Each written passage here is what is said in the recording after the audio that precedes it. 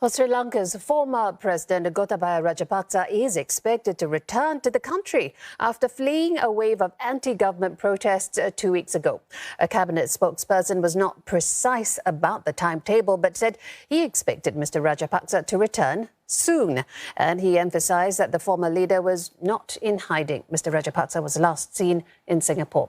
Now, his return may prove tumultuous. Relative calm has returned to Colombo, and that takes more steps to reviving the economy. Now, it has started canvassing oil companies to import and sell their products in Sri Lanka.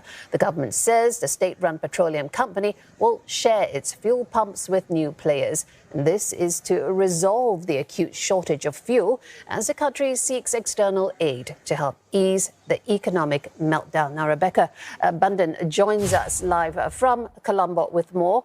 Rebecca, what is known about why Mr Rajapaksa is returning to Sri Lanka after the great lengths he took to leave the country?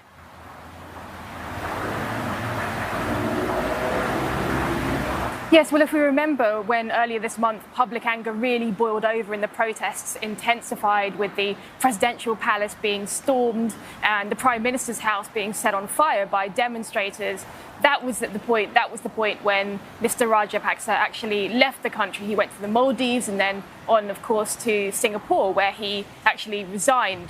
Now, following that, we've seen the appointment, the voting in by Parliament of Ranil Wickremesinghe as president of the country. He was sworn in on Thursday, and also a new prime minister here as well. Now, both those men are considered to be Rajapaksa allies. So analysts here are saying that that could be one reason why Rajapaksa might now look at returning to the country, because he's quite confident.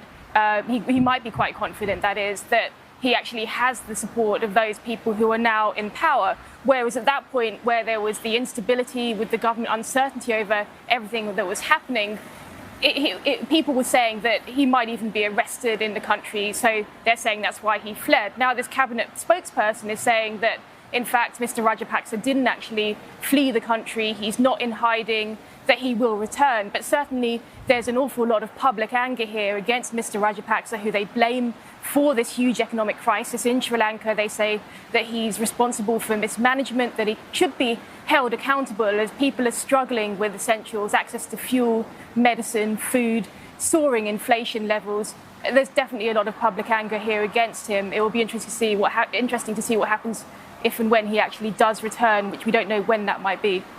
And as you said, there are urgent matters at hand, and that is negotiating for help and aid from the International Monetary Fund, as well as China. How's that progressing?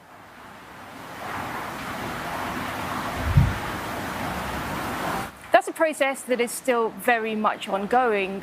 A few days ago, when he was acting president, Mr Wickremesinghe was saying that the process was very near its completion with the IMF. But we haven't really heard any more about when that actually might come through, that much needed bailout from the IMF. And actually, in fact, even when that does come through, that's really not enough. Sri Lanka needs much, much more support. Given the depth of the economic crisis, it will need to go to other countries. That's why it's going to China. It's also looking for support from India as well at this point in time. So there's definitely much needed funds that need to come in. We still don't have a timeline for that. And what people are saying as well, analysts are saying that the immediate needs are such that the government really needs to look at things like cash handouts now to make sure that people get the essentials they need, that people can get access to the basics, and just to help them with the immediate situation. Even something like the IMF, that will still take some time. That's not going to give them the immediate help that they need. Otherwise, the concern is that if there's not a solution that's seen, or an improvement seen in the very, very near future, there will be further unrest. Rebecca Bundan reporting from Colombo. Thank you for that.